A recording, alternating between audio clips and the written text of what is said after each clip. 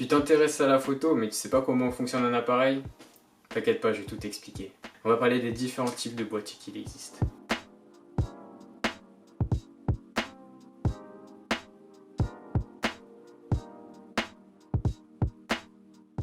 Donc déjà, je vais vous parler du boîtier et son fonctionnement. Donc, tous les boîtiers sont sensiblement pareils. Donc on verra par la suite qu'il existe deux types de boîtiers différents. Mais la base de la photographie, c'est une chambre noire. Donc une chambre noire, c'est un espace dans l'appareil photo qui se trouve à l'intérieur et qui est non exposé à la lumière. C'est un endroit où il n'y a pas du tout de lumière qui rentre. Et au fond de cette boîte noire, il y a un capteur numérique. Donc le capteur numérique, c'est ce qui va permettre d'avoir la photo au final. Donc comment on fait rentrer la lumière dans cette boîte noire? C'est tout simplement avec l'objectif. Donc l'objectif va faire rentrer plus ou moins de lumière dans cette boîte noire parce qu'il va faire en sorte de diriger les rayons de lumière directement sur le capteur. Dans l'objectif, il y a un diaphragme qui va s'ouvrir ou se fermer. Il y aura déjà une vidéo sur les objectifs qui va sortir. Avec ce diaphragme et ces différences d'ouverture, la photo finale va être plus ou moins lumineuse, plus ou moins exposée, avec un taux d'exposition différent. Donc pour prendre la photo, devant le capteur, il y a un obturateur. Je vous mets une photo juste à côté pour voir à quoi ressemble un appareil d'intérieur. Donc c'est une photo d'un appareil coupé en deux.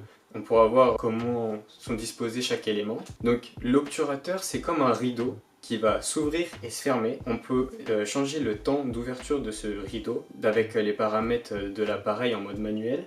Et c'est ce qui va faire que la photo soit plus ou moins lumineuse. Donc on a notre taux de lumière qui rentre via l'objectif et cet obturateur qui se ferme plus ou moins vite. Voilà comment fonctionne un appareil en général. Son fonctionnement, c'est comme ça.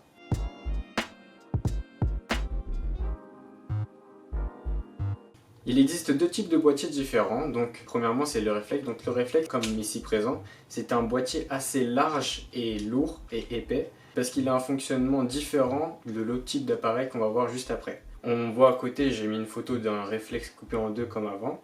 Donc comment fonctionne un réflexe? Tout simplement, la lumière va rentrer dans l'objectif, comme nous avons vu précédemment, va être dirigée sur un miroir qui va faire monter la lumière vers le haut. Et il y a un pentaprisme en haut de cet appareil qui va diriger toute cette lumière dans le viseur. Donc le pentaprisme, c'est comme une pierre en quelque sorte qui fait juste dévier la lumière vers le viseur. C'est pour ça qu'un réflexe, on peut voir, même quand il est éteint, on peut voir dans le viseur et on voit quand même ce qu'on peut prendre en photo après quand on l'allumera.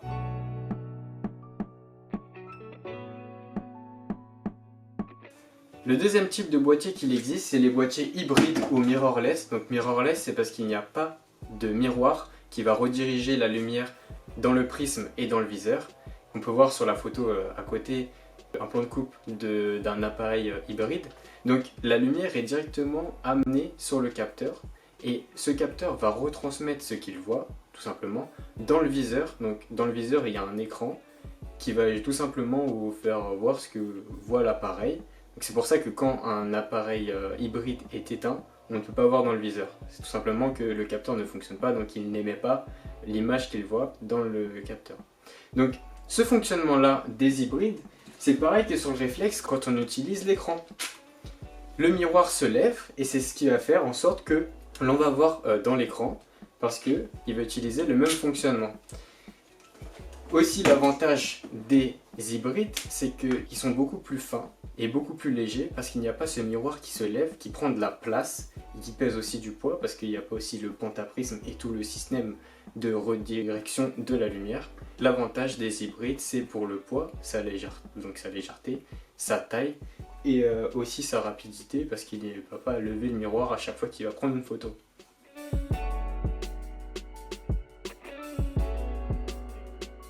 Donc le dernier point à prendre en compte, c'est la différente taille des différents capteurs. Il existe des tailles différentes de capteurs avec des avantages et des inconvénients qu'on va voir par la suite. Donc l'un des plus gros capteurs qui existe pour les caméras qu'on peut utiliser, c'est les médium format. C'est pour des caméras surtout de cinéma, donc pas très grand public en quelque sorte, mais qui a un capteur assez grand, mais pas si grand que ça par rapport aux capteurs full frame. Full frame, c'est plein format en français. C'est des capteurs qui sont utilisés beaucoup pour les réflexes haut de gamme ou alors les hybrides, surtout les hybrides par exemple chez Sony, les Alpha 7. Après nous avons les capteurs APS-C ou APS-H, on va surtout utiliser le terme APS-C, c'est le plus répandu. Donc c'est des capteurs plus petits que le capteur full frame, mais qui est aussi beaucoup répandu chez les réflexes par exemple, donc les milieux de gamme en quelque sorte, mais des très hauts de gamme peuvent utiliser des capteurs APS-C, c'est juste qu'ils sont plus petits. Il y a aussi des hybrides qui utilisent des capteurs en APS-C, et on peut prendre l'exemple de Nikon qui utilise beaucoup des capteurs en APS-C comme celui qui est ici. Le capteur un peu plus petit que l'APS-C, c'est le micro 4 tiers, qui est utilisé surtout pour des appareils hybrides.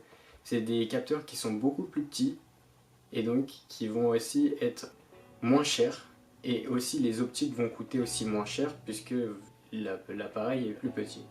Il existe différents autres types de capteurs qui sont beaucoup plus petits que ceux que je vous ai énoncés précédemment. C'est des capteurs qui sont utilisés pour des fonctions bien précises. Par exemple pour les caméras de vlog, donc les compacts, c'est des capteurs 1, donc, qui sont beaucoup plus petits que par exemple le full frame, donc c'est des capteurs vraiment différents. Il y a aussi des capteurs pour les drones, donc c'est des capteurs un peu plus petits que ceux que je vous ai annoncés précédemment. Il y a aussi pour les caméras GoPro, donc c'est des capteurs encore plus petits que pour le compact. Et en dessous, c'est un capteur que vous avez tous dans la poche, c'est celui des téléphones. Ça, c'est l'un des capteurs les plus petits qu'il existe et qui sont plus ou moins performants. Donc je vous mets un petit récapitulatif avec une photo des différentes tailles de capteurs, comme ça vous pouvez bien voir la différence qu'il y a entre ces capteurs là et ça sera plus simple à comprendre.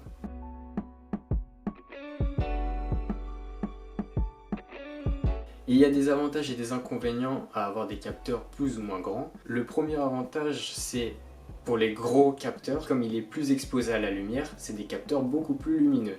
Donc vous n'aurez pas besoin d'augmenter plus dans les ISO puisque votre capteur est assez grand et capte un maximum de lumière. Le deuxième avantage, c'est aussi que comme votre capteur est plus grand, vous aurez des effets bokeh, donc les flous d'arrière-plan qui seront plus prononcés. Vous pourrez bien détacher votre sujet principal du fond. C'est l'un des avantages des full frame. Le dernier point à prendre en compte en avantage et en inconvénient, c'est plutôt un inconvénient, mais ça peut être un avantage pour certains, c'est le crop factor.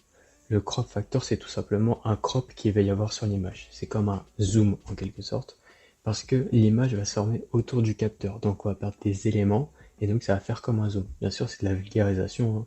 Donc voilà. Donc ce crop, on peut le voir au niveau des objectifs, qu'il va falloir faire bien attention quand on va choisir ses objectifs en fonction du capteur qu'on a. Si on a un capteur micro 4 tiers, le crop est de 2.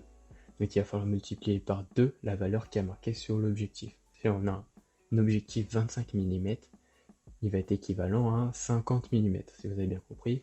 Pour les APS-C, ça dépend des marques, mais c'est soit 1,5 ou 1,6. Donc il faut bien regarder dans les caractéristiques de votre boîtier. Je vous mets un exemple juste à côté de ce crop qu'on peut voir avec les zooms que ça fait sur l'image. Et donc ça c'est un gros inconvénient à prendre en compte. Pour certains c'est un avantage, mais la majorité du temps c'est un inconvénient. Si vous avez aimé cette vidéo, vous pouvez laisser un petit like. Dites-nous en commentaire les prochaines vidéos que vous voudrez voir sur la chaîne. Si vous avez des problèmes, n'hésitez pas à les énoncer, on ira voir et on pourra faire des vidéos dessus. N'hésitez pas aussi à vous abonner pour nous soutenir.